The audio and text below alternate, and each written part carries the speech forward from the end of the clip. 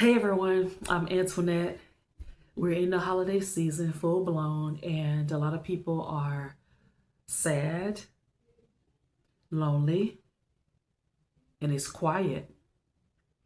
And I want to support you in that. A couple years ago, I wrote a book called Better Off Dead 10 Factors to Consider Before Calling It Quits. I've been wanting to change the title of this book for some time now, and I'm going to do my best to get it done ASAP. Hold me to that. ASAP. I want to change the title of this book.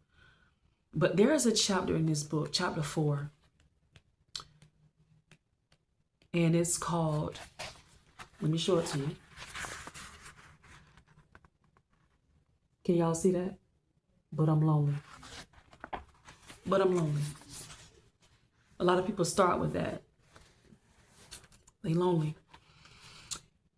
When you're dealing with loneliness, whether the loneliness is due to a relational issue or a relationship breakup, separation, divorce, friendship gone bad, cousins beefing, and the ultimate one, death. You're dealing with that loss and you're moving forward. I'm sorry, let me retract that. You're moving on, but you're really not moving forward. It's like you're stuck. You're stuck when you got the phone call that your loved one passed away. You're stuck at the funeral. You're stuck at the graveyard. You're stuck in the office when you were sitting with the mortician making final arrangements. You're stuck when you were talking to the insurance company. You're stuck beside their bed when they were laying in the hospital. For me, I was sitting there looking at my mom through a Google Meet call, laying in the hospital bed, deceased. But you have to coach yourself through it. You have to build your mind. You have to build your spirit with the word of God. You have to build your spirit with inspirational messages. And outside of that, you have to build yourself up with activities, not staying busy so that you're not dealing with the grief or dealing with that thing that has you feeling lonely, that marriage gone bad, that spouse that was so condescending. Now your self-esteem is on the floor.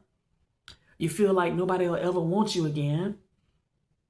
You're lonely. You're lonely in your thoughts. You don't want to talk to anyone about it because you're embarrassed. It's various reasons why a person may be lonely. I'm going to give you some things that you can do to help you keep your mind from being idle. An idle mind is not good for anyone.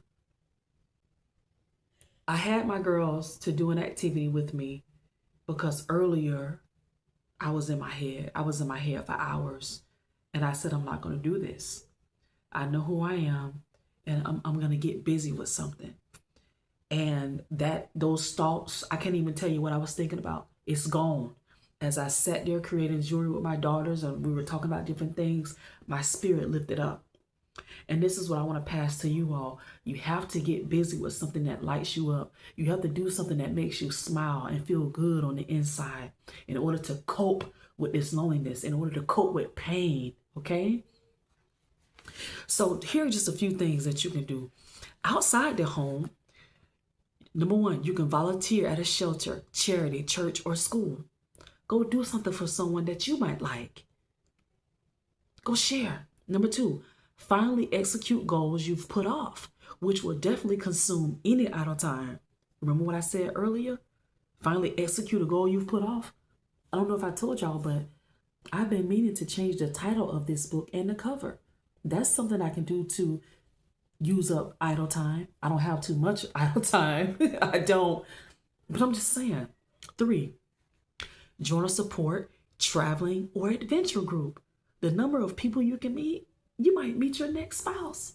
You might meet your next partner who wants to travel and travel all over the world, okay? 4, get to know yourself. Spend quality time alone.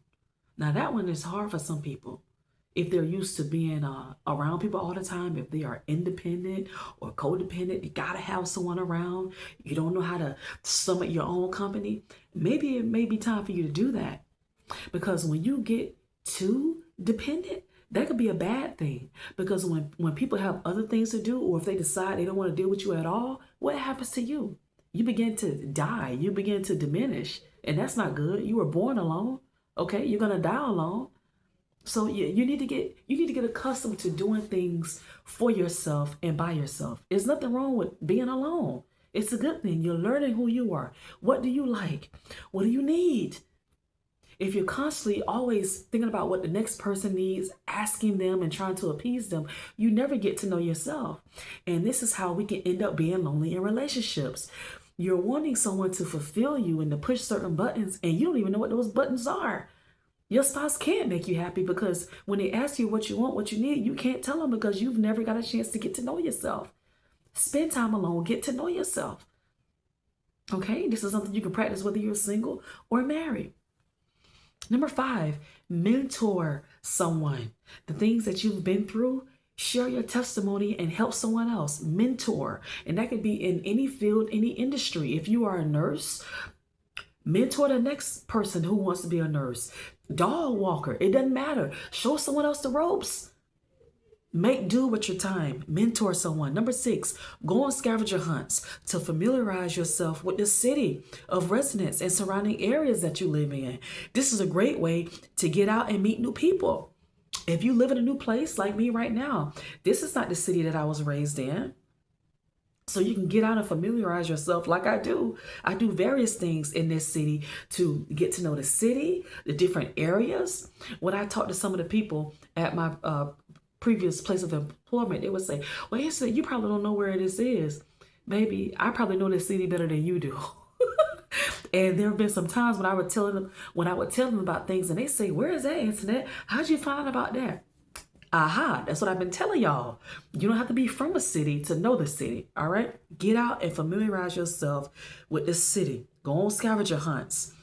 Do DoorDash, something like that, where you're going and it's going to take you in different areas you haven't been in, especially if it's a new city. DoorDash is great for that. Number 7, finally visit and take time with family members that you've been blowing off for months to years. That man don't want you? Go spend time with the family members who've been calling you for months trying to get you to come over. That woman don't want you? Go spend time with your son that you are estranged from. Oh yeah. Number 8, get involved with events occurring in your city and surrounding areas. Sometimes nice bonuses float into your world when you're not searching. Get involved. Get involved with the church. Get involved with a volunteer company, a charity. Get involved. You'll be surprised at the people that you meet and the things that you learn.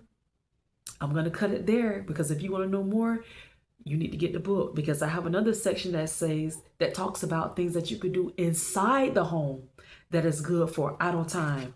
And let me see how many did I put on here. I have 8 items on here. I'm not going to read them because I've already given you a lot, but this book is on Amazon. Okay. It's also on my website. It's called Better Off Dead for Now, but I intend to change the title. So those are just a few things that you can do to deal with that loneliness. And remember, loneliness is a spirit. Okay. It can be reality, but it's also a spirit. It comes and it messes with you at certain times. Sometimes at night when you're trying to go to sleep, here is that feeling that's coming on you. I'm so lonely. I wish I had somebody to lay in bed with me. Now you're thinking about entertaining your ex when you know they're no good for you. You think about entertaining somebody who broke you down, who destroyed you already. You want to bring them in your bed a second time? Loneliness will have you making decisions that will hurt you.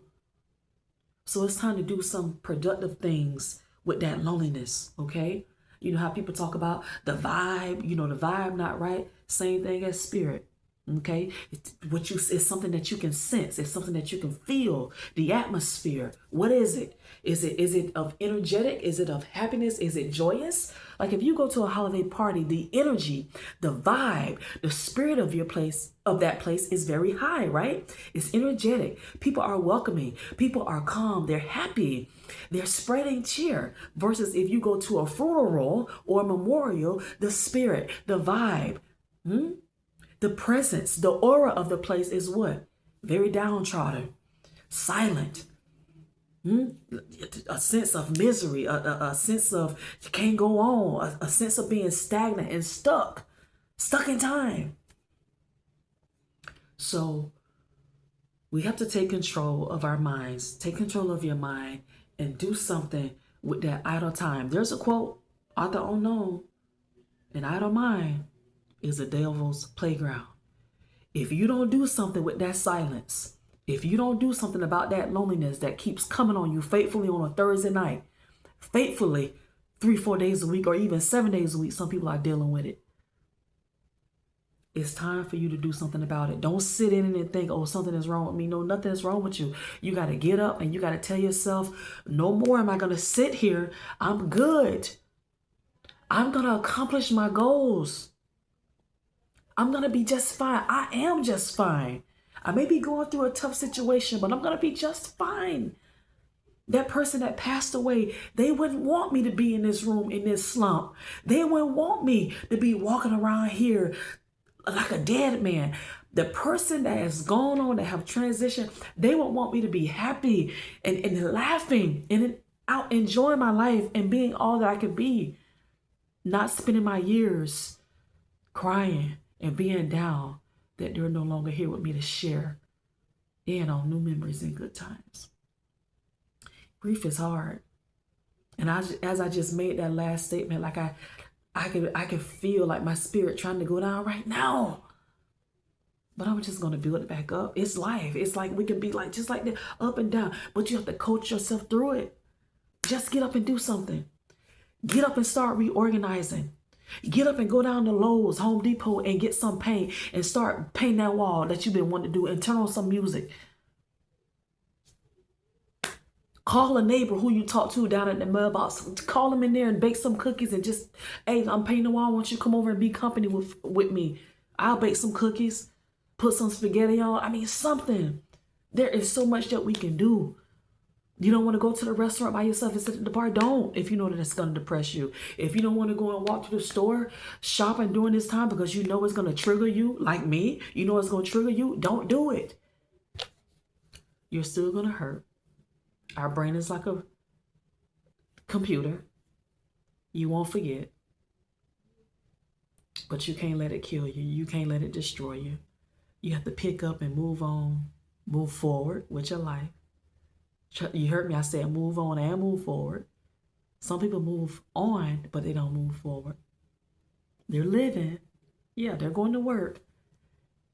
But on the inside, they are a graveyard. If you need some help dealing with your grief, go to the website, Build at Home Mom University. It's on the About page. And book yourself a session. Perhaps you just need to vent. Maybe you need help starting over. You've lost yourself since someone passed away. You lost yourself since you had a miscarriage. You lost yourself after that divorce, the separation. There's so many things in life where you end up losing yourself. You don't even know who you are anymore.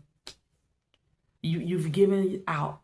You want to look in the mirror, you want to take time for yourself, and now you want to get back to you. And you just need some help. Go to the website. All calls are private. All calls are private. Safe.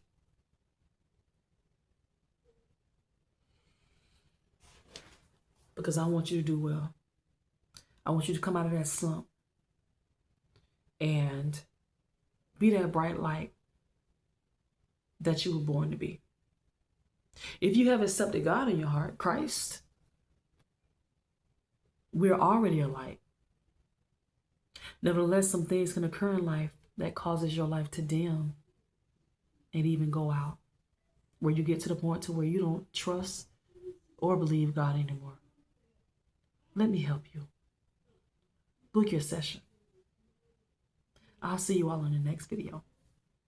Bye.